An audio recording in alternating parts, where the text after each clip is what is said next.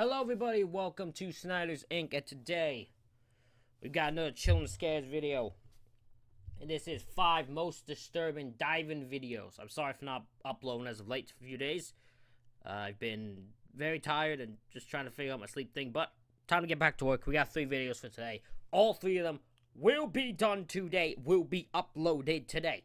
I've done it a few times where I've done it, and then I'm not gone all of them out. They're all coming out today. Ladies and gentlemen, this is 5 most disturbing diving videos. Hit the like button, hit subscribe button, comment, think down below. Let's go. 2019, 40-year-old Steven Weber Jr. and his girlfriend Kenesha Antoine went on a vacation to Pemba Island. Steven had been dating Kenesha for a while by this point and had planned to propose to her during this trip. What neither of them knew, however, was that the happiest trip of their lives was about to turn into an irreversible tragedy. The groundwork for this tragedy was laid when the two arrived at the island and checked in to stay at the Manta Resort just off the coast. It had a nice, uninterrupted view of the ocean, as well as a roof area to relax and enjoy the tropical weather. However, the most important feature of this resort was the underwater room, which offered a 360-degree view of the marine life surrounding the resort. Okay, I'm not gonna lie, that's sick. That is sick as hell. I don't know if I can live there, I don't know if I trust it, but that's awesome looking. This room served the whole idea behind how Steven planned to propose. He put on swimming goggles and dived down to one of the windows in his room, prompting Kenesha to begin recording. He then unrolled a paper note inside a Ziploc bag and pressed it against the window. It read, "I can't hold my breath long enough to tell you everything I love about you. Everything I love about you, I love more every day." He then flipped the note, and on the other side was a marriage proposal for Kenesha, reading, "Will you please be my wife?" Oh, look at you. Wait.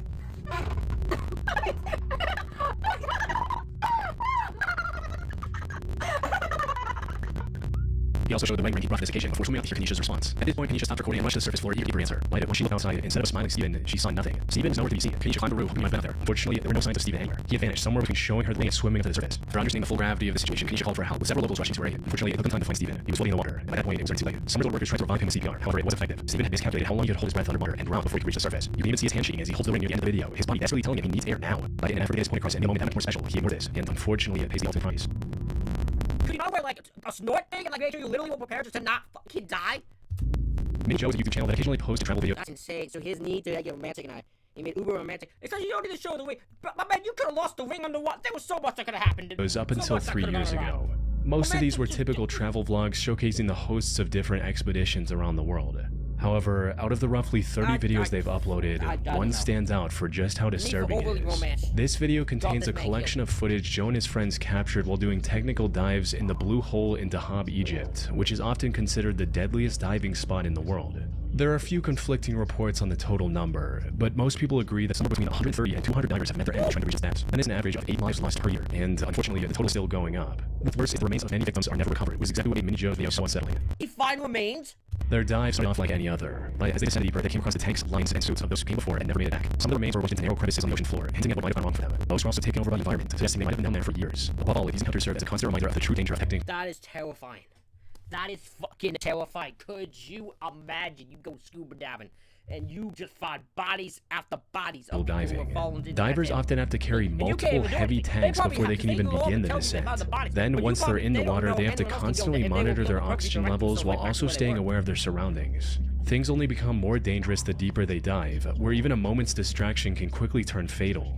However, all of this is true for any dive, regardless of the location. What makes the Dahab Blue Hole even more dangerous is the full sense of security compliance. Blue holes, for those who don't know, are like vertical caves in oceans that go a lot deeper than the surrounding ocean floor. And the one in Dahab, Egypt is an even more extreme version of that. One of the biggest contributors to its deadliness is its depth of about 426 feet, or around 130 meters, which isn't very apparent from the surface. It's also an almost vertical drop to the bottom. This catches many divers off guard, causing them to miscalculate their mass levels and tragically become another name on a memorial near the diving site. One of the most well-known cases of this is 22-year-old Yuri Levsky, a Russian diving instructor with plenty of experience under his belt. However, he had no prior experience with the Dahab Blue Hole, resulting in it taking his life. The footage from his recovered diving camera showed him descending into the depths faster than expected. Why did I think this was a different video? I swear this video is related to something else, unless I'm wrong. Struggling to keep his gas levels in check, trying to quickly slow down his descent, causing the buoyancy device to burst, and eventually is succumbing to nitrogen poisoning in just 4 minutes after starting his dive. However, the sheer depth is only one part of this Blue Hole's danger. As Minnie Joe's video demonstrated, the other part of the lethality comes from the network of partially collapsed caves littered around the area. They promise incredible views and look like prime diving spots at first glance, but in all reality, they are deceptively difficult to navigate through. Narrow passages and jagged rocks are everywhere. A single mistake can leave a tangled diver stuck in one of these towers with no way out until their gas tanks inevitably run out. The terrain also makes recovery extremely difficult, and many families have fallen often opt to just leave their loved ones down there so as not to endanger even more lives and recovery attempts, which explains why Joe came across so many diving suits in his video. In July 2016. That's crazy. Could you imagine your partner, your kid, mother, father, brother, whatever, A diver named Jacob Childs went on a group diving trip off the coast of southeast Queensland, Australia. The boat stopped roughly 35 miles or about 56 kilometers off the coast, and Jacob was the second to last person to dive. However, a minute after entering the water, the diving line slipped out of his hand. He thought he could swim back to the boat and start over, but as he got closer, he was shocked to realize the rope had been pulled in. And before he could think of what to do next, a strong current swept the ocean's surface and separated him from the boat. To make matters worse, the captain of the boat also sped off to go fishing while everyone was diving. By the time the other divers got back to the boat and realized Jake was missing, he was already completely out of their view, leaving him stranded in the middle of the ocean 35 miles from the... That is scary as hell. This is... oh no, I'm like, okay, this is how I die. This is how I die. Nearest piece of land. That said, the distance from land was the least of Jacob's worries at that moment. For starters, the water around him was only 20 degrees Celsius, which is about 60 degrees Fahrenheit. This wasn't nearly cold enough to make him freeze up and pass out immediately, but it was cold enough to slowly sap away his body heat, making him more susceptible to hypothermia and exhaustion with every passing minute. It was also late in the afternoon, and the sun was about to go down, and it was only getting worse. After a while, a rescue plane flew above him twice, so he didn't see him, and this was while it was still bright, and the inflatable indicator was visible from quite a distance. He knew that once it got dark, his chances of being rescued would drop to almost zero. Sun's going down. Sun goes down over there. Wrap my motor. I guess. Unfortunately, there was nothing Jake could do at that moment but wait and continue recording what possibly could be his last message to his family. Identifying the right direction and then swimming for the 35 miles with the next swim possible. If he had taken it upon himself to try and reach the coast, he would likely exhaust himself and drown partway through it. He did try to follow a fishing boat he saw in the distance, but quickly realized that he wouldn't be able to get close enough to get attention, leaving him feeling dejected. It's way too far for me. I feel like 15-16 meters now. Besides, swimming too far from his original location would also reduce chances of being saved, since rescue teams would no longer know where to look. As the sun got darker and the rescue plane failed to spot him multiple times, frustration was beginning to set in. There's a plane coming up. Rescue boat, wait, over there. The salty seawater was also made. I understand the bitterness that's coming out of his voice. He's like, you're flying over me multiple times. How the fuck are you not seeing me? Making him extremely dehydrated, worsening his chances of survival by the minute. However, Jacob would experience enough of panicking and getting angry from doing good. The right thing to do His anger's already there. He can try and pretend he's not. I can hear the anger in his voice. to stay put while exerting the least amount of effort. After drifting in the middle of nowhere for over 6 hours, he was finally spotted by a helicopter and went to safety on a rescue boat. With the sun nearly below the horizon, he came dangerously close to losing his life that day. Fortunately, he was able to recover with no permanent injuries. On the 26th of May 2013, That's crazy. That's all. That guy's lucky. Lucky he survived that.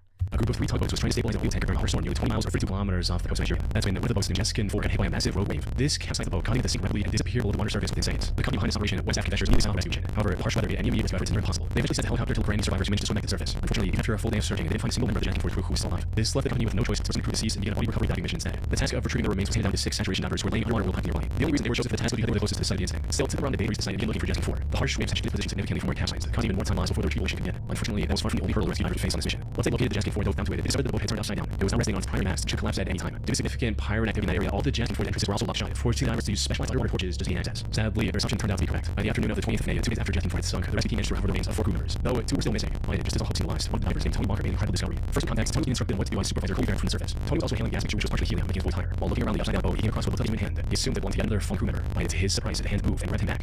Right, you should be walking along the ceiling. What's that? Okay. Alright, okay, keep it there. Alright, just hold it there, okay? Oh, I know what to do. Right, just keep it there, keep it calm, okay? Alright, just work back on the shoulder. Okay. This was 29-year-old Harrison O'Kenny, Jessican 4's resident cook. After over 60 hours underwater, Harrison was somehow still alive. He also seemed quite aware of everything that was going on around him and remained calm to help rescuers do their job. Apparently, Harrison was in the bathroom when the boat capsized. He tried to rush to the emergency latch, but the water rushed in and trapped the crew inside. To his knowledge, Harrison was the only one who managed to survive after creating a makeshift indoor raft from plywood, cardboard, and mattress. After finding him, rescuers gave him fresh water and harnessed to keep him close. However, the divers knew they didn't have much time to plan a proper rescue mission. You see, the air pocket Harrison was in was about to run out, likely in less than an hour. Harrison could end up suffocating if they didn't act quick enough. On the other hand, they couldn't just strap him into a boat and pull him back to the surface. He only spent over 2.5 days in an extremely high pressure environment. Taking him to the surface too quickly could cause decompression sickness, which in extreme cases can also be lethal. Fortunately, due to their job installing underwater oil pipes, the divers were immediately equipped to deal with these exact issues. More specifically, they had a pressurized diving belt attached to the vessel, which led by Harrison and consulted a doctor. Had this been a standard diving crew with regular scuba gear, they wouldn't have had anything to Harrison life. Once back on the surface, also spent some time in a decompression chamber to avoid decompression sickness, and it's fairly okay after that. However, while he recovered physically, the mental trauma of being trapped in upside down mode on the ocean floor for over... Oh yeah, no, he's traumatized. He's got he's never getting on a boat again. He probably barely wants to be around water. He's never he fucking anytime 2 days about, with no idea if anyone was coming to save him, left him with PTSD, something he is still recovering from to this day. Absolutely. On December 13, 2013, YouTuber Kodiak Thunder uploaded a video showing a near-death experience he had while diving. Unlike many other divers, Kodiak's motive wasn't to just dive as deep as he could or reach some underwater landmark. Instead, his diving session was more about catching fish and crustaceans by hand or with a spear gun. While chasing lobster, he swam too far into an underwater cave. He managed to catch the lobster he was after, but when he turned around, he had no idea how to get out.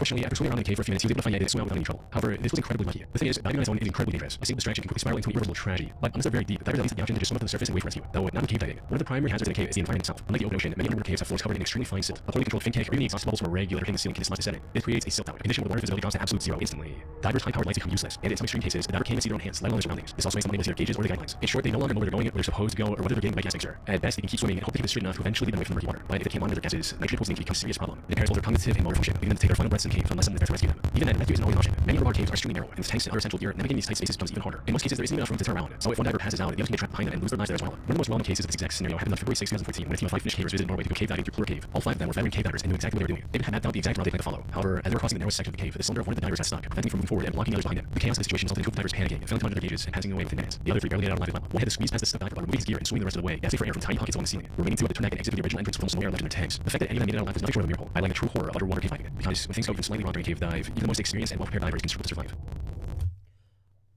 Ladies and gentlemen, that is it for this reaction video. Let me know what you think in the comments. Hit the like button and subscribe button. Have you ever had a scary diving experience? Let me know in the comments. Thank you all for watching. I'll see you all for the next one.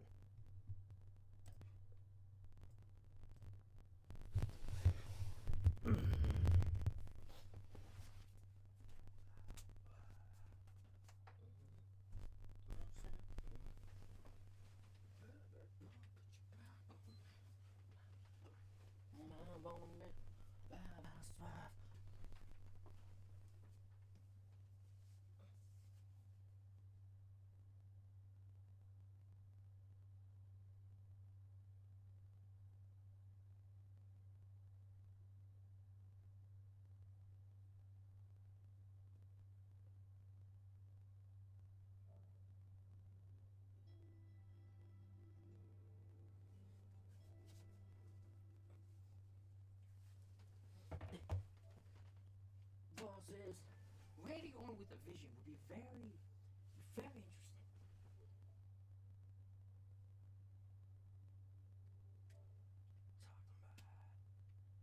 To the point, I've been more into that than theory, because I mean, that has my attention. Only with a vision would have my attention.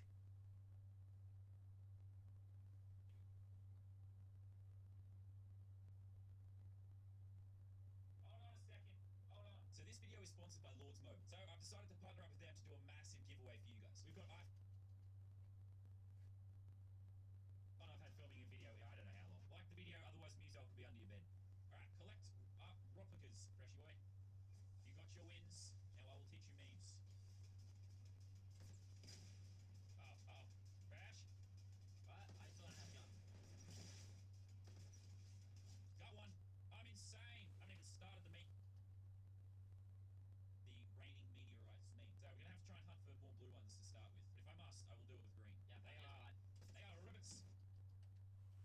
It's not reloading. It's all good. I got the momentum to get me to the water, and I'm in. All right. Well, I didn't kill anyone that time, but I did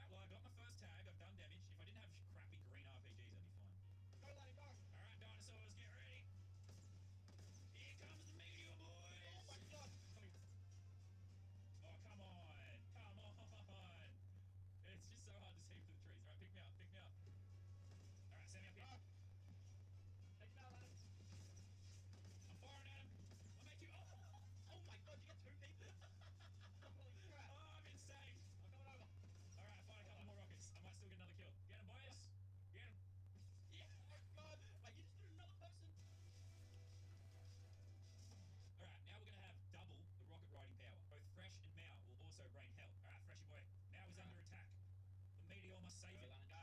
Get me up there. Where are they? Into your shower, go. I see them. Here we go. Yeah, them. Yeah. So easy. Oh, I got more. Oh, it's too easy. It's, this is the absolute best. You still good now? Yeah, Still good? No, there's one more, I think. I'm coming to help clean up. Oh, that's mad. That is mad. And we got more RPGs. We are blessed. He's mad. His friends just got wiped out by the meteor. Right. He has a right to be mad. Alright, you ready? Yeah, I'm good. Hey, Melon, go! Yeah! I'm coming from above, boys! Oh my god! Yeah, there we go. Too easy. I got you, Mal. I got you, bro. Don't even worry about it. Back up. Don't even worry. Back up is here, dude. Back up's here. I don't think back up did quite.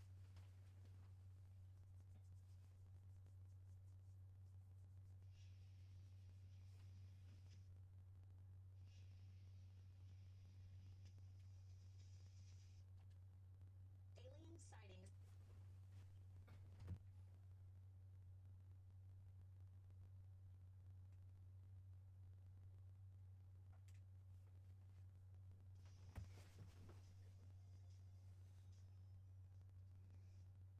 What is up, everybody, and welcome to the first SmackDown leading up to Elimination Chamber. Splashdown is gone. Splashdown actually speaking of it. It might be gone, but the Prince of the Pool has arrived. Oh my god. Is that up there with his Olympic gold medals? Oh, definitely. His SmackDown Universal Championship. I heard he demanded a trophy for his trophy collection. Very nice then. So what has Kurt then got to say? Every challenge that has been put before him, he has conquered, and now he can have Prince of the Oh Pool. my god, he delivered. actually is putting it up there, isn't it? He absolutely is. What an absolute nutcase. Why is he like this? Edge, after dodging him at Survivor Series, obviously one of his rematch flaws, but Turzi refused to let him have it. He's now focused solely on you. He may have got lucky last time, but Elimination Chamber, he will tear him limb from limb. Alliance, get your ass out here and make the rematch official. I think he was thinking. Obviously, yes. It's an easy mistake. It's an easy mistake. Getting confused as well, generally. Yeah. You'll get your rematch at the Elimination Chamber, but obviously at this pay it won't just be the two of you, however. Oh, I see how this goes. Oh, Elias okay. defeats Cody Rhodes on Raw. I mean, it is Elimination Chamber. We'll be joined by Johnny Gargano, Grayson Waller. Oh, the team. Yeah, the team. Johnny Gargano, Grayson Waller, Chad Gable, the War Game winners. Yeah. Of course, Edge is already champion, so he doesn't get into that match. God, Grayson Waller just riding the success of the other guys there, isn't he? A little bit, yeah. Chad Gable, thank you. That's just him backstage here and that. Nice. Get the opportunity. I mean, they won War Games. They deserve a reward. Final man in the match will be the most impressive rookie of the year. So, rookie. Well, he's a rookie. It's his debut year. Man's had so many matches on SmackDown. Oh, my neck. Solo Sikoa is incoming then. Oh, he's not happy. Is he freaking When kidding they me? ever happy? Fine. When they ever happy? He warned you what would happen next if you screwed with him. What? What does he mean by that? What's going to happen next? What's going to What the hell happen does next? that mean, Kurt? Our first match on the evening, just as Kurt Angle realises he's going to have to use his rematch balls inside the Elimination Chamber to try and get Edge's WWE Championship. We have got Indy Hartwell out here. Now, this is to determine who takes on Roxanne at Elimination Chamber. It's all three of Team SmackDown, the women's War Games match. Competing. Grayson Waller. That's a weird segue. Finally, he gets his shot on the big one after his performance at Survivor Series. It's all but guaranteed to be his. Not so disappointed, is it, anymore? That's all we can think about is Roman at the start of the series. Causing a disappointment. Speaking of Roman, Oh dear. I don't know, Kate. Sorry for the ones that slashed down. You losing was pretty disappointing. Oh, you dare finish that sentence. He's had enough of everyone calling him disappointing. Don't you get threatening the tribal chief? He wasn't putting behind him. He wants him one-on-one, Roman Reigns, one-on-one tonight, and he's so confident. Oh my god. He's so confident he can be the best paid bench warmer. He'll even put his chamber spot on the line. The best paid bench warmer to Roman Reigns. Oh my god, you're an idiot, Grayson. I said he didn't really deserve a shot going to the Elimination Chamber, and that shot's now gone because Roman Reigns will defeat him later on tonight as Bianca Belair makes her way out here. And it was Bianca and Becky who was arguing over who could be the lead. Victory by a hair. It would have been as well. You'd panicked. That's a panic. That's finished. That's sidewalk slam. That's Melbourne. No, it can't be, can it? She needs to get springboarded. She needs to get springboard and bloody sidewalk slam. That is not it. I might have actually fired her if she'd won off that. Wins the match, gets fired. Fucking She's got it. She's been back for a week. You've got it. if you're gonna talk the talk, you're gonna walk the walk. Oh, you're gonna no, not like that, not that little pathetic kid. No, no, no. Oh my god!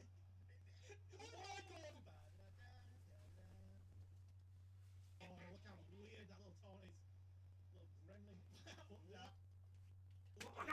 What that? Like Dr. Get eaten. Oh, she did. Jesus. Oh, I was expecting to actually. I don't know. I have no idea. No, oh, it was sidewalk slam time. Sidewalk slam tap. I don't know. Oh, no. You're getting fired, kicked out of it, pushed right in the corner. He can't just be I think doing. we've got a new champion. I don't think Roxanne can deal with any of these frames. Well, she had to defend the championship for weeks.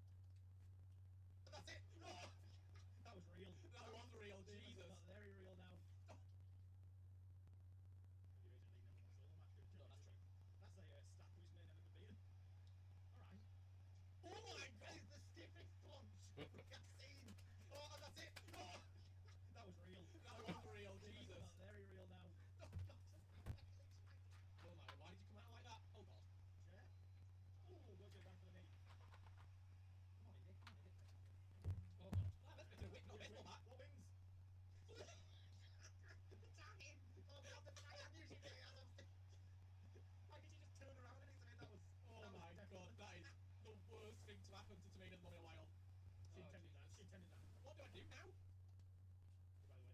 By the way, What is honestly rather buy happening? the neck. Here we go again. Oh, count. Oh, Guess what? oh no. Is this going to be a slow count on a tap out? Damage, damage. I'm not doing the damage. There you drop kicks. Some object. Ooh.